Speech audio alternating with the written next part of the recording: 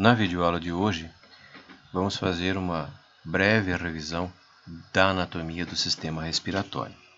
Para que a gente possa compreender a importância do sistema respiratório, elencamos aqui 3 das principais funções do aparelho respiratório.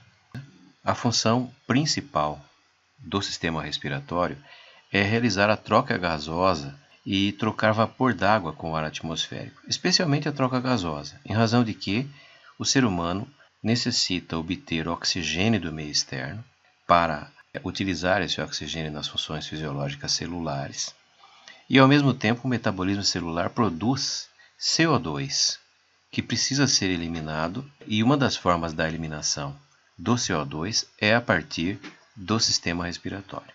Ainda, na cavidade nasal, especialmente na altura da concha nasal superior, que faz parte do etimoide, se encontram os receptores da olfação, terminações nervosas especializadas em captar o odor das substâncias. Ainda, a passagem do ar pelas pregas vocais, localizadas na laringofaringe, permite que se produzam sons vogais. Para que o ar possa chegar aos pulmões, especialmente aos alvéolos pulmonares, onde efetivamente acontece a troca gasosa, é importante que o ar sofra um condicionamento.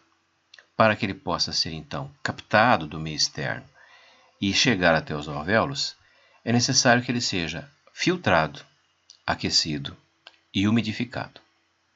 Esse é o papel das vias aeríferas, compostas pelo nariz, faringe, laringe, traqueia e brônquios. Essas estruturas fazem esse condicionamento prévio do ar, esse ar possa então chegar até os alvéolos e ali possa acontecer a troca gasosa. O sistema respiratório começa no nariz. A palavra nariz vem de 2 radicais, o radical nasus do latim e o radical rhinus do grego.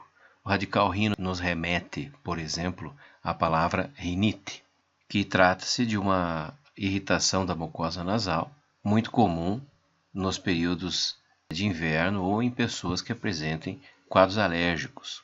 O esqueleto externo do nariz é constituído por um arcabouço cartilaginoso e por estruturas ósseas. E, do ponto de vista cartilaginoso, por várias cartilagens mostradas na ilustração a seguir. O orifício anterior do nariz se chama narina. Logo em seguida à narina, na transição da pele para a mucosa, se encontra o vestíbulo nasal, onde uma série de pequenos pelos fazem o papel de retenção de partículas sólidas.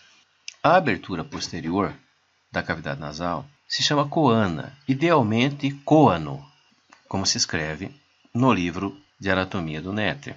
Coana, ou os coanos, fazem a comunicação da cavidade nasal com a parte nasal da faringe, dita nasofaringe. A ilustração que se mostra agora esclarece esse arcabouço misto do nariz, ora cartilaginoso, ora ósseo. Uma vista inferior nos demonstra a abertura anterior, chamada de narina. Essa ilustração representa um corte sagital na altura da cavidade nasal e mostra algumas estruturas importantes, como é o caso da abertura da narina, como é o caso do vestíbulo nasal e das vibriças nasais, esses pequenos pelos que permitem a retenção de partículas sólidas presentes no ar atmosférico. A mucosa nasal é a mucosa que reveste a cavidade nasal. Ela é constituída por um epitélio pseudo-estratificado, biseriado, ciliado, com diversas glândulas produtoras de muco, por exemplo. Além de permitir a retenção de substâncias sólidas, favorece também a umidificação do ar. A mucosa nasal também permite que o ar seja aquecido em razão das características particulares da mucosa, em que os vasos sanguíneos transferem o calor corporal para o ar a ser inspirado. No auxílio desta proposta de aquecimento e umidificação do ar, encontramos os seios aéreos paranasais, essas cavidades pneumáticas escavadas nos ossos da face do crânio, que permitem uma maior adequação do processo de umidificação do ar. Então, como vemos na descrição completa do néter, a cavidade nasal é composta por essa mucosa, é revestida por essa mucosa, e os seios aéreos paranasais permitem que haja um aquecimento do ar. Nesta figura, se pode visualizar melhor, a partir de um corte frontal, os seios da maxila. Também se pode observar as células dos seios etimoidais e aqui as duas cavidades nasais separadas pelo septo nasal, além da concha nasal inferior. Note que existem meatos por onde o ar passa. Esses meatos aumentam a superfície de contato do ar com a mucosa nasal e ainda se pode observar aqui o ósteo do seio da maxila, que é por onde o ar que penetra nas cavidades nasais também penetra nos seios da maxila. Num corte sagital paramediano, se pode observar o seio da maxila com o seu ósteo e a relação desse seio da maxila com os dentes, o que pode interessar para a área da odontologia. Nesse corte transversal, se observam as duas cavidades nasais, separadas pelo septo nasal, aqui o seio esfenoidal, e aqui as células dos seios etimoidais, chamadas de células em razão de serem vários compartimentos, diferentemente dos grandes seios da face. Ainda aqui, num corte sagital, se observa o seio esfenoidal, as células dos seios etimoidais e o seio frontal. Saindo da cavidade nasal, entramos na faringe. E vamos dividir a faringe em três áreas: a nasofaringe, a orofaringe e a laringofaringe. Nessa figura, se pode ter uma visão, então, da cavidade nasal, agora dando continuidade para a faringe. Aqui, como se já dito anteriormente, estão as coanas ou coanos, abertura posterior da cavidade nasal. Entramos, portanto, agora na faringe. Vamos dividi-la anatomicamente em três regiões. A região que vai dos coanos até o véu palatino, chamaremos de nasofaringe. A região que vai do véu palatino até a entrada da traqueia, chamaremos de orofaringe. E o que vai da cartilagem epiglote até pouco abaixo da glote, chamaremos de laringofaringe. Este outro esquema mostra essas estruturas da mesma forma. Aqui, num corte sagital, observamos o septo nasal. Aqui, ao final do septo nasal, as coanas ou coanos, dando entrada para a faringe. Na nasofaringe, dois acidentes anatômicos chamam a atenção. Observando esse desenho em detalhe, observamos aqui uma vegetação adenoide, que trata-se de um tecido linfático ou linfóide, cuja finalidade é captar micro-organismos aspirados com o ar e produzir um mecanismo de defesa contra esses micro-organismos. Em razão disso, essa estrutura é mais volumosa na infância, podendo aumentar de volume a ponto de obstruir a respiração nasal. Essa estrutura se chama tonsila faríngea ou tonsila faríngica e se situa aqui no fórnice da faringe, que é essa dobra para que o ar agora ganhe o caminho da traqueia. Ainda na nasofaringe, vale a pena reforçar, vale a pena lembrar do ósteo da tuba auditiva, esta abertura que vai até a orelha média e que permite uma adaptação do meio interno da orelha média com a pressão atmosférica externa. Então aqui temos um ósteo da tuba auditiva, são dois ósteos, um de cada lado, entre os quais se situa a tonsila faríngica. Na orofaringe, o que nos chama atenção nesse desenho é a tonsila palatina, que igualmente a tonsila faríngica tem a propriedade, tem a finalidade de reter micro-organismos e produzir um mecanismo de defesa contra agentes do meio externo.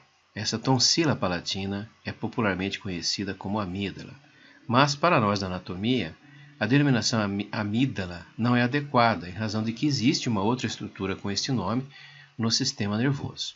A orofaringe dá continuidade para agora a laringofaringe, onde nos interessa as 3 principais cartilagens da laringe e, em seguida, a traqueia, além de reconhecer que neste ponto da laringe situa-se as pregas vocais. Então, relembrando, o papel da tonsila faríngica na aquisição da imunidade, considerando a estrutura da nasofaringe e da orofaringe, há um momento em que o alimento que entra pela boca deverá ganhar o caminho do esôfago, e o ar que entra pela narina deverá ganhar o caminho da traqueia. Então existe um entrecruzamento que precisa ser trabalhado anatomicamente e fisiologicamente, a fim de que o alimento ganhe o caminho do esôfago e o ar ganhe o caminho da traqueia. Essa função é exercida pela epiglote, uma das cartilagens da laringe que veremos a seguir. A laringe, situada nesta região, tem a função de passagem de ar e a produção de sons, uma vez que ali se situam as pregas vocais.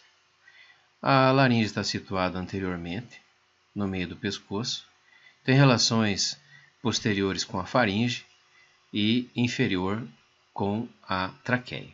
Aqui vemos uma laringoscopia mostrando as pregas vocais. Neste caso, uma das pregas vocais encontra-se patologicamente comprometida e nos interessa entender que nesta região é que se produzem os sons vogais. A razão desta prega vocal estar comprometida pode ser, por exemplo, o uso inadequado da voz. A laringe é dividida internamente em 3 regiões: um vestíbulo da laringe, acima das pregas vocais, a glote, que fica entre as pregas vocais, e uma cavidade infraglótica abaixo das pregas vocais. O arcabouço da laringe é formado por 3 cartilagens principais, a saber, a cartilagem tireoide, a cartilagem cricoide e a cartilagem epiglote. Nesse desenho, em uma vista frontal, uma vista posterior e uma vista lateral, notamos as cartilagens da laringe. Essa estrutura que serve de sustentação para as cartilagens da laringe é o osso hioide. Essa cartilagem em forma de folha ou de colher é a cartilagem epiglote, que aparece aqui e que aparece aqui também numa vista lateral. Essa cartilagem que serve de escudo anterior para as cartilagens da laringe, para a laringe, se chama cartilagem tireoide. Ela é incompleta posteriormente, por isso vemos aqui esta abertura posterior, e aqui uma vista lateral da cartilagem da tireoide, com essa proeminência que chamamos de proeminência laríngica, ou proeminência laríngea. E das cartilagens principais da laringe, temos este anel completo, que é chamado de cartilagem cricoide, numa vista anterior, numa vista posterior, numa vista lateral. A partir daqui, já temos os anéis cartilaginosos da traqueia. Aproveitando a figura, observamos aqui as cartilagens das pregas vocais, as chamadas cartilagens aritenoideas, que prendem os músculos das pregas vocais e que possibilitam, então, a fonação. Como vemos nesta figura, a cartilagem tireoide aqui situada, a cartilagem epiglote estaria nessa posição, a cartilagem cricoide estaria lá embaixo, e aqui as cartilagens aritenoideas, chamadas de aritenoide, corniculado e cuneiforme, e os respectivos músculos das pregas vocais. E aí, agora ganhamos o caminho da traqueia. A traqueia é a continuação da laringe e vai terminar se bifurcando nos 2 brônquios principais. A traqueia é constituída por 20 anéis cartilaginosos incompletos, unidos por ligamentos que nós chamamos de ligamentos anulares. Internamente, a traqueia é revestida por mucosa, semelhante à mucosa da cavidade nasal. E inferiormente, a traqueia vai se bifurcar, formando os 2 brônquios principais. Temos aqui um desenho portando a traqueia, com um corte para que se observe o seu interior de revestimento mucoso ciliado. A traqueia é composta, portanto, de mais ou menos 20 anéis cartilaginosos unidos por ligamentos anulares. Ela é incompleta posteriormente e há um ponto onde ela se bifurca, esse ponto se chama carina, formando os dois brônquios principais. Um corte transversal evidencia a traqueia como sendo esse anel incompleto. Posteriormente, existe uma parede membranácea da traqueia que tem relação com o esôfago, a partir da musculatura do esôfago. Não há comunicação, obviamente, entre traqueia e o esôfago. O que existe sim é uma relação de proximidade. Com isso, podemos considerar uma primeira parte da revisão do sistema respiratório. Na próxima aula, completaremos a revisão do sistema respiratório do ponto de vista anatômico. Até lá!